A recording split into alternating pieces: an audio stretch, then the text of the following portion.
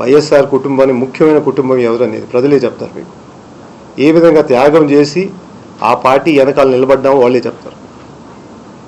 మీ మీద కేసు లేదంటే మీ గొప్పతనం కాదు. ప్రతి 2 సంవత్సరాలకి పార్టీ మారుతూ ఉంటావు కదా కాపాడుకునేదానికి, అది నీ గొప్పతనం. మేము ఒకే పార్టీలో ఉన్నాం కాబట్టి రకరకాలుగా వస్తాయి, దాన్ని నిలబడతాం, ఎదురుగా చేస్తాం. ఆ మరిపాడు రక్తమయా మాది.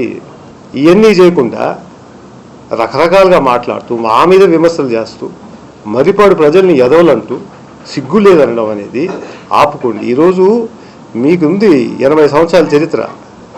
ఆ చరిత్ర ముందు చరిత్ర బాగానే ఉంది, కానీ నీ వల్ల మాత్రం పూర్తిగా మట్టిలో వెళ్ళిపోయింది. ఈరోజు ఆత్మకూరులో కానీ నెల్లూరు జిల్లాలో అడిగితే ఆనం అంటే అవినీతి, అవినీతి అంటే ఆనం అని పేరు తెచ్చుకున్నాం. ఇప్పుడన్నా కొంచెం జాగ్రత్త పడండి. ముందే చెప్పాను మీకు, ఏదో మూడో కన్ను తెరుస్తా ఉన్నావు కదా, అంత తెరవబడలేదు. ఈరోజు రిజైన్ చేయి, పోటీ చేయి, సంగతి చూస్తాం. 2 సంవత్సరాలు ఆగుతాం, నాకేం ఇబ్బంది ఏం లేదు. నీకు నీ మాట మీద అంత నమ్మకం ఉంటే, అంత మొనగాడు అనుకున్నావు అనుకుంటే ఈరోజు రండి.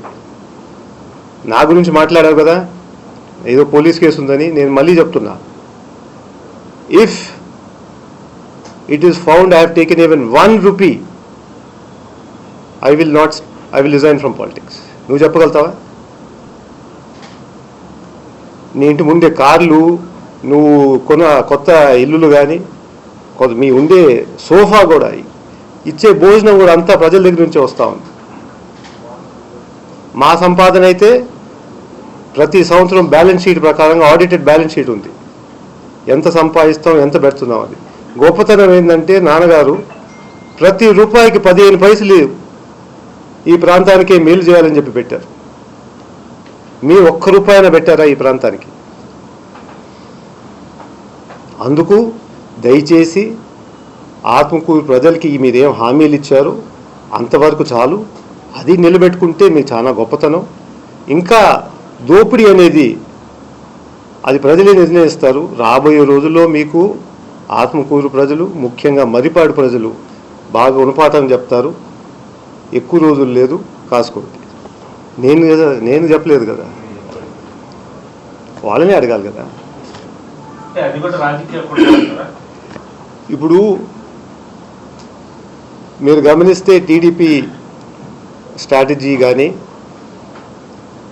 వాళ్ళకు ఒక రీసెర్చ్ సెల్ అనేది ఏంటంటే ఎవరి మీద బురద జల్లాలి, ఏ విధంగా వాళ్ళని భ్రష్టు పట్టించాలి అనేది వాళ్ళకి మంచి మెకానిజం ఉందన్నమాట. ఎక్కడైనా కేసు దొరికితే పెడతారు, దొరకకపోతే పార్టీ మారుతారంటారు.